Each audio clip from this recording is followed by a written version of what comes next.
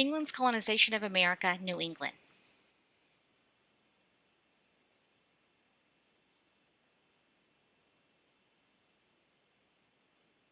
The objectives of this lecture are the following: to understand the cultural, economical, social, and political development of the New England colony, be able to compare the cultural, economical, social, and political development of the New England and Chesapeake colonies, to understand the roles that culture, environment, and interaction with Native Americans played in the New England colony,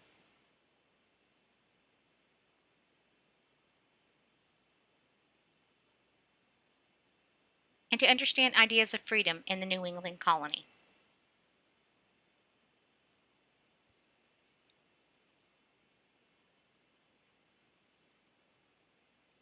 This is the New England colony.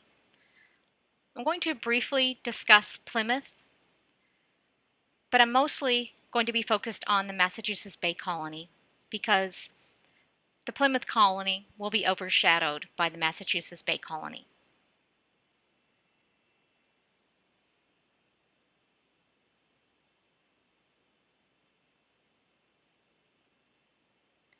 So why did they come? They came because they were running away from religious chaos and fighting, and because of land opportunity. First, religious chaos.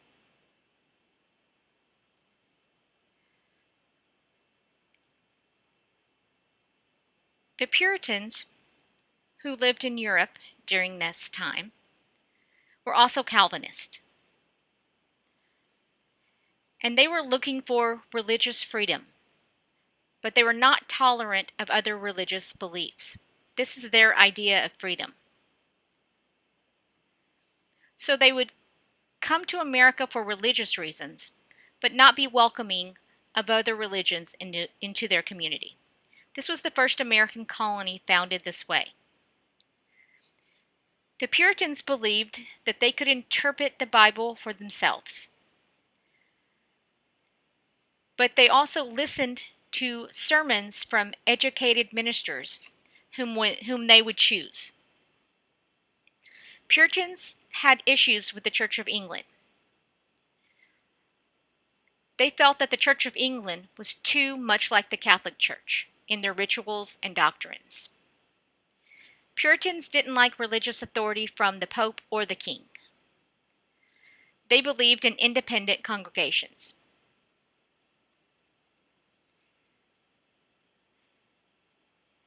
They wanted to possibly create a perfect community, a Christian utopia, one that is devoted to Christian principles.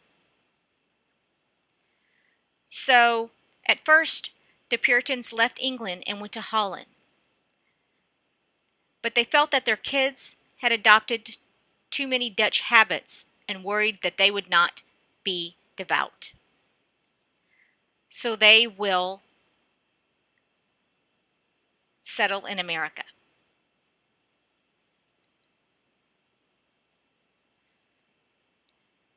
As for opportunity to own land, they were no different than, say, those who settled the Chesapeake colony. They, like those who settled the Chesapeake colony, could not own land in England because land was only owned by nobility and could only be inherited. So owning land in America was a way that they could pass on land to their progeny.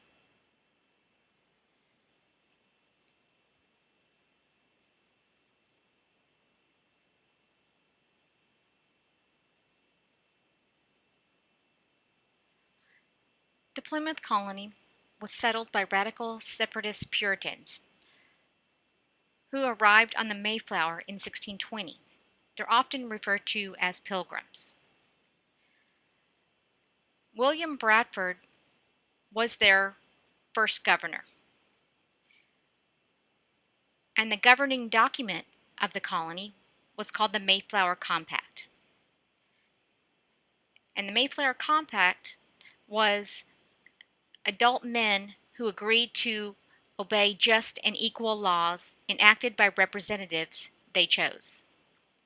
Plymouth was a former Indian village before the Indians were taken out by disease. Only half of the settlers survived in the first year of the Plymouth colony. However, they were helped out by Indians.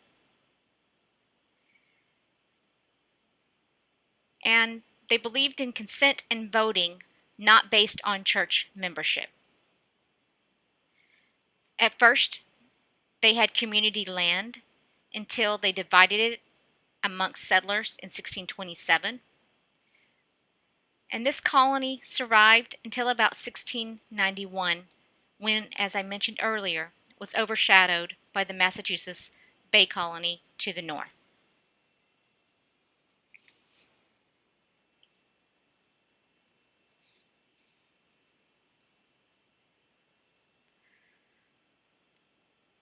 The Massachusetts Bay Colony was founded in 1629 by a group of London merchants. It was founded by the Massachusetts Bay Company, very similar to the Virginia Company, who founded Jamestown. There was a great migration, and by 1642, 21,000 Puritans arrived in families, unlike Virginia, who had arrived as primarily single young men. So there was a balanced ration of men to women, unlike Virginia.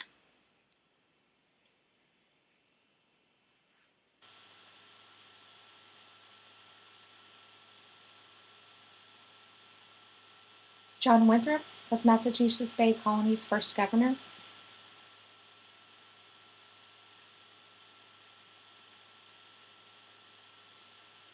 The colony's labor system consisted of family labor. However, by the mid-1600s, there were African slaves and indentured servants. But keep in mind, African slaves were primarily domestic and not plantation slaves like the Chesapeake colony. Local Indians had been wiped out by disease. As such, fields were left, and the Puritans planted those fields. Puritans owned their own land, and they established a diversified economic base. They grew a variety of crops and fished. Their social system was father-driven. It was highly organized and hierarchical, meaning generally the males were at the top of that rung, particularly fathers and the ministers. Inequality was considered God's will. Not everyone had the same rights, such as slaves, servants, women, and children. And you remember, they believe in predestination. So, if you were a slave, it was God's will that you were a slave.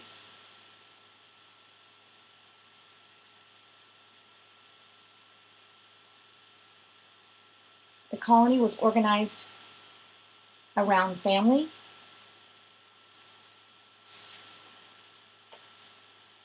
It was formed around a favorite minister. And churches were the main organizing principle for their communities.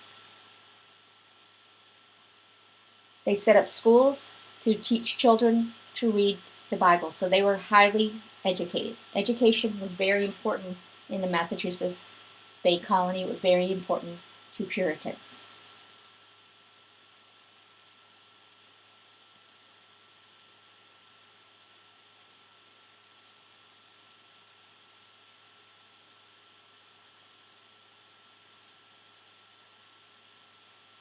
As for their government, there were churches in every town.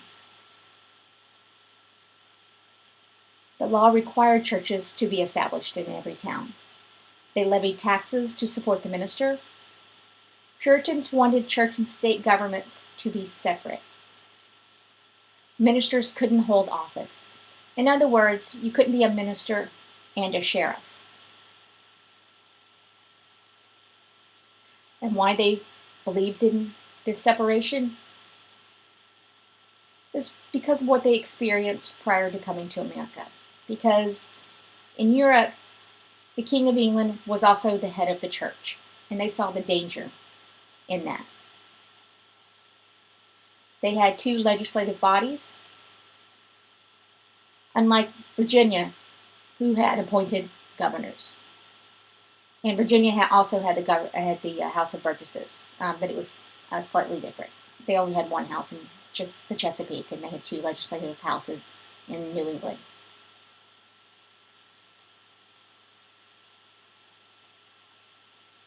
Although they believed in this idea of the separation of church and state, they wanted local government to enforce the Sabbath. So it wasn't uncommon for a local sheriff to fine someone for smoking a pipe on the Sabbath.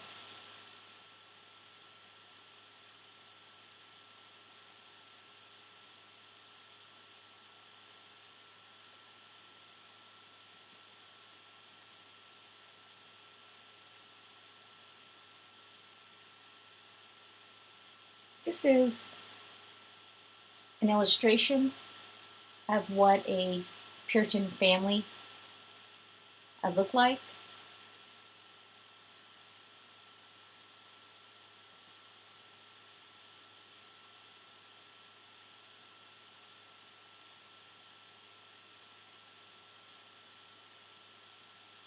This is an illustration of a Puritan mother with her child.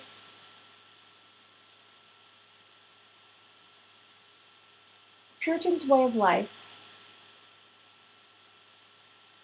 did not include holiday celebrations. They did not celebrate Christmas or Easter because it was not in the Bible. They had strict rules about dress, simple dress, no luxury items, no silk buttons.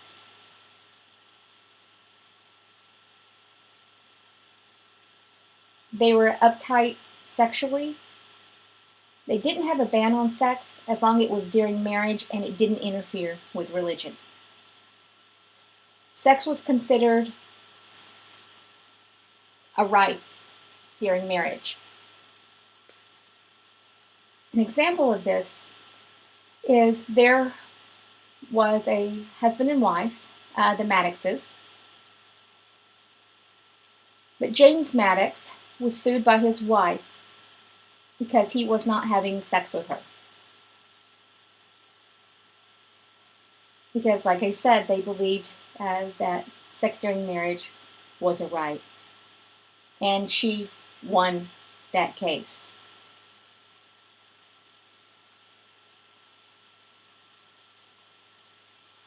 And this was primarily having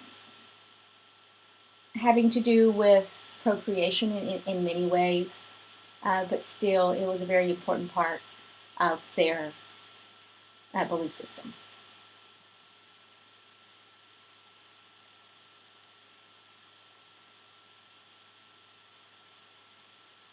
This is a picture of a bundly bed. Now obviously this is a photograph of modern day.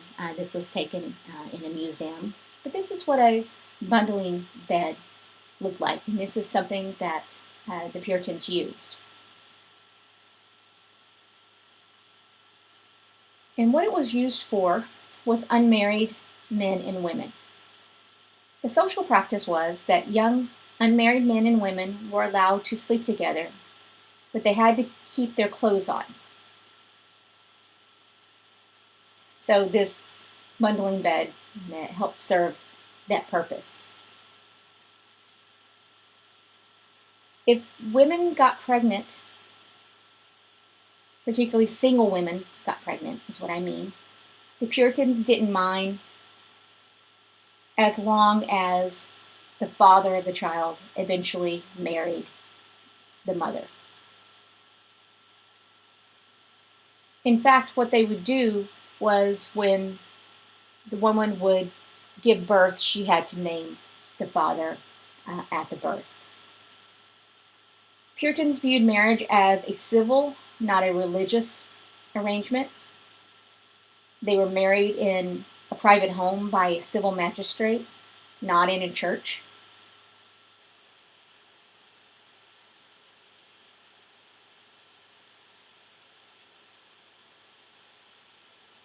Like the settlers in the Chesapeake colony, the Puritans also had conflicts with Indians. Early on, they were dependent on Indians in many ways. However, once the Puritans gained stability and survived their first year, they began to have an increased hunger for land. This increased hunger for land led to increased conflicts with Indians. They justified taking Indian land with a legal doctrine called vacuum domicilium. And what the doctrine said was that if nobody was physically on the land and you could see it, the land was free to take. I mentioned this in an earlier lecture.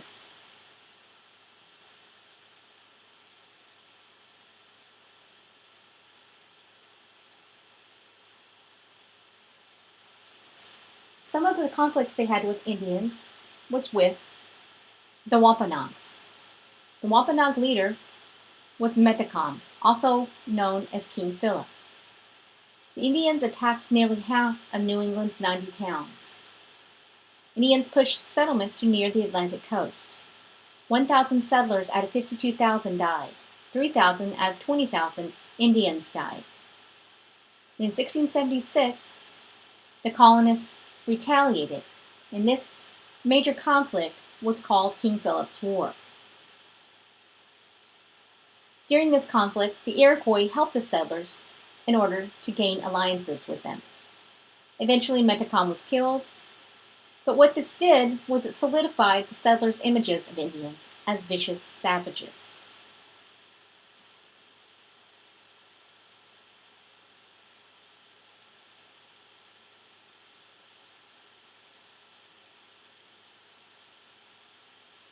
The historical significance of King Philip's War was that it expanded freedom for colonists because it expanded their access to land.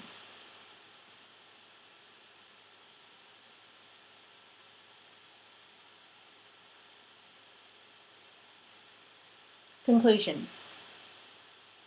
The cultural development included that religion dominated.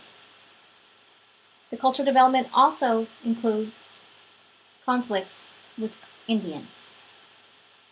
The economical development included a family labor system, and their economic resource was fish and agriculture.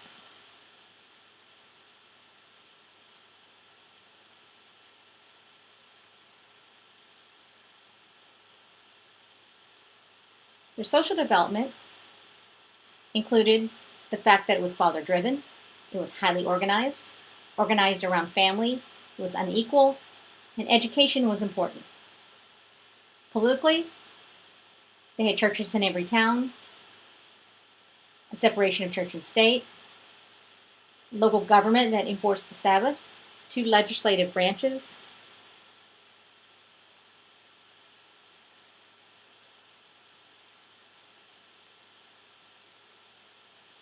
This is a comparison of the Chesapeake colony and the New England colony.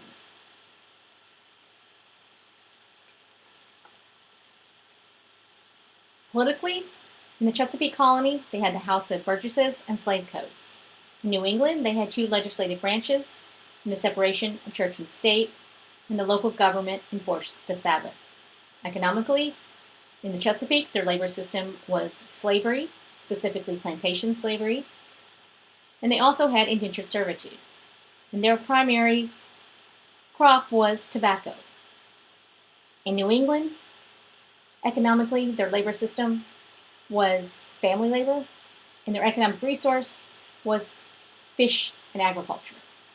They had some domestic indentured servants and slaves, but they were not plantation slaves. With respect to culture, religion, and socially, the Chesapeake was state-run. It was the Anglican / Church of England. Young men and then later women and families came to the colony. They had a class hierarchy. They had the elites, which were generally the aristocrats. They had the slaves at the bottom of the social status, and in the middle they had poor whites. In England, Calvinism dominated. In fact, it was the cornerstone of the colony. They were father driven, highly organized around family and church, and highly educated. Indian relationships is that they both had conflicts. In the Chesapeake, the conflicts were the Powhatans, and in New England, the conflicts was with the Wampanoags in King Philip's War.